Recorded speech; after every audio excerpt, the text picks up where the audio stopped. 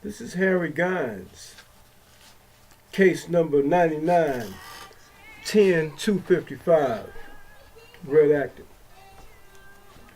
I'm here today to give my respects to Robert Godwin, a man who was shot down in the streets. Now, at his age, it does play a part.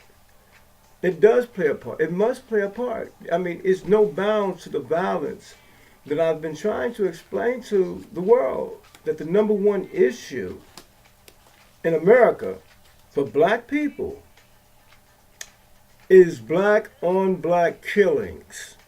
Make that no doubt, that is the number one issue in America. These issues that you see on a daily basis appear to be warlike. I mean, just in sheer number. I've said this before. If you make comparisons to the killings of Idi Amin, who had turned on his own people after we know white people at that time fled. Idi Amin held on to the country, but yet, even though he held on to the country, and the white people fled, okay, yes. But what happened was he then went on to start killing his own people, for whatever reason. Senseless violence is senseless violence, okay? Black people have this way that must be on a world attention. It must be, because the way they're educated, I mean, they can't even find morals in their school. I mean, at some point, the simplest of "thou shalt not kill" is in the Bible, the Quran, and the Torah. Make no doubt. The Ten Commandments, if you can't even find that as a lesson for a youth, I totally disagree with the educational system in America.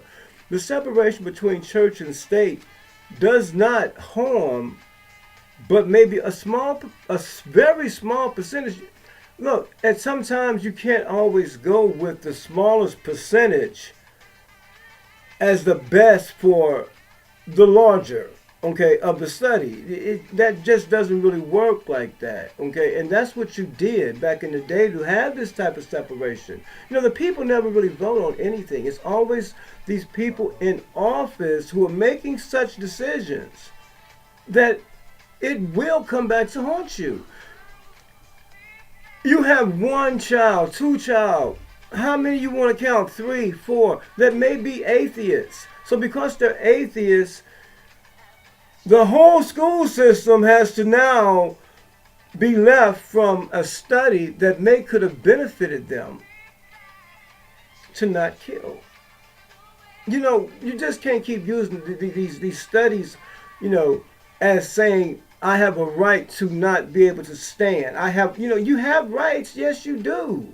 But when your rights seem to be the predominant right over the majority, then it must be questioned. Okay, seriously, you have to find some kind of basis of education within black people who are miseducated to the point they can't even go to school and learn "thou shalt not kill." Something's wrong. Okay, yes, something is wrong, and it needs to have a world attention to it. Because it seems like they have no way of fixing their own problems. It appears to them that every day that another killing happens, it's in the media and it's out the media, so quickly that it had no substance to it. Every loss of a life, okay, does have substance. And, we really need to start in the 21st century. The killings are not as necessary as we make them. It's all about emotions. That is what's bringing about these acts. The emotions are just raging out of control in the large cities.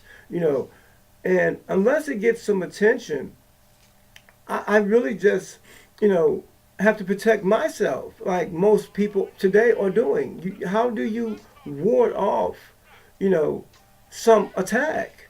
When you're doing the senseless of thing equaling, the ultimate of taking a life.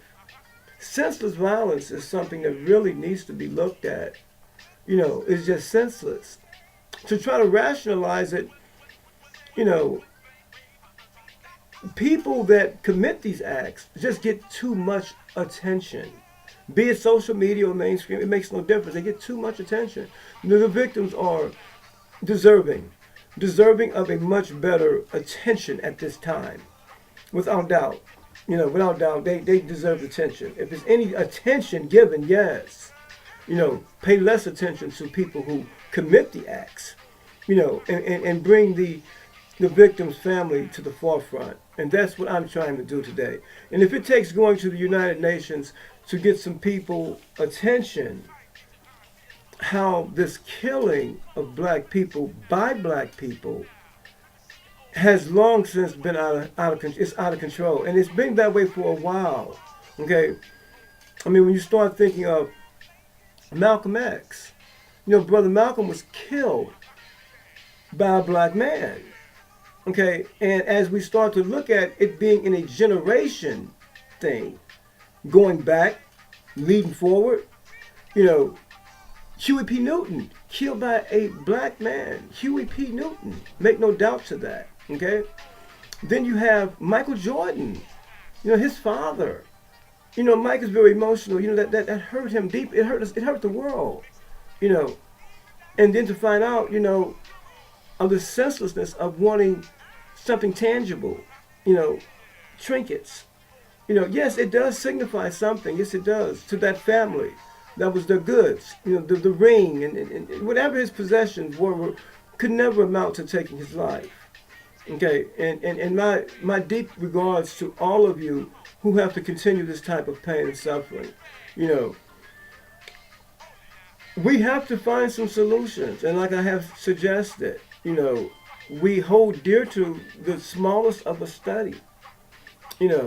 Because you have a few atheists, no disrespect to people who are atheists, but you can't really expect the whole world to turn, in times of need, to have your rights upheld so high when the need for the masses for something that was godly, the simplest of humanitarianism, being thou shalt not kill. But yet you won't find this in an American school.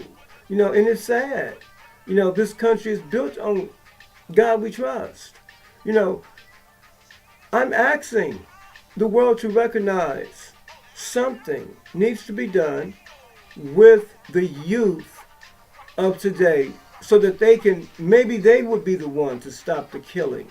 Okay, we weren't very successful with it in my generation either. Like I said, this is nothing new. I mean, in my day, in my generation, the candy store man was killed. He was in his 80s. Young man came in and robbed the candy store. And I've told you all before about the National Food Store. Shooting, mass shooting. Okay, these things are not new. Okay, but at some point, the future generation, must bear this in history. They must bear these facts.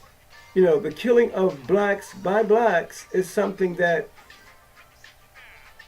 either it's going to change or something else may have to happen. I mean, do you need a door-to-door sweep? I mean, what will it take?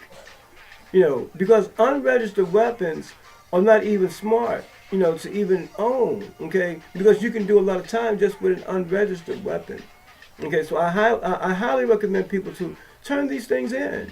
They used to do sweeps like that where police officers made no question when you brought a weapon in. Okay, we need to put this message out. Bring those unregistered weapons in. You don't need all that if you don't know what you're doing. Okay, yes, it needs to be questioned. Everybody needs to defend themselves, but when it gets to this outrageous, senseless violence that nobody can really analyze, what kind of analyzations do you put on it? Yes, it's deeply rooted. And the United Nations, I'm begging, to bring in some revised measures in the school systems, in America. demand of them, to allow the Ten Commandments or something to get some morals, well rooted into this youth. It may help. Because in the 21st century, actually, violence is something that's not necessary. It really isn't. You should be able to solve yourself far more peaceful, easily, in these times.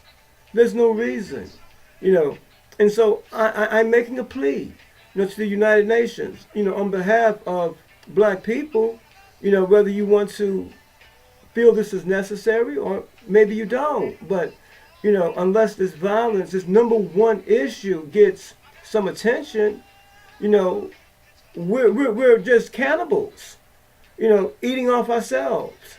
That's what we're doing on a daily basis. I believe I did mention Idi Amin. Yes, I did. If I haven't, like I said, he also was a great ruler, but yet, even when the white people fled, like most people in America, they won't flee, and that's the shocking part. But the white people did flee from Idi Amin, okay, rather than to fight. That's peace, okay? It's your nation, yes, it is, But he went on to start killing his own people, And if I'm reiterating something, because that is what you mimic. You're mimicking Idi Amin in your own little self-minded way, carrying these weapons and doing what you're doing, committing the acts that are senseless. There's nothing else to put on that. Senseless violence. You have no control of your emotions whatsoever, and it's just a shame, that everybody has to mourn, over something that amounted to just a disrespect. It's beyond disrespect. It's just diabolical. It's diabolical, really, to have history written. I will write it. Yes, this is part of it right now.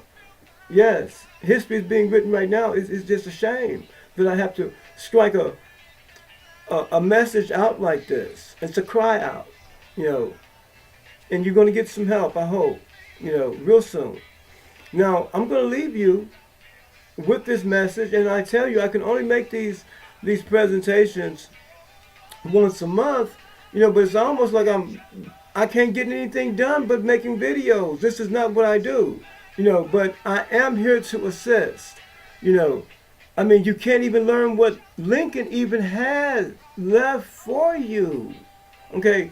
He have done these things for you, but yet you're not even interested. The United Nations would like to maybe see what Lincoln, originally wrote, and maybe that could even spark some support to giving you something of interest, worldly interest, because you're not on the scale of the world. You're very trivial. Black people go for the trinkets rather than real tangible items. We really need to elevate ourselves in a lot of ways, and I'm just going to leave you with that thought, and hopefully the United Nations will accept my cry. I leave you in peace. This is Harry Gines, and I'm always here for you. May God bless you.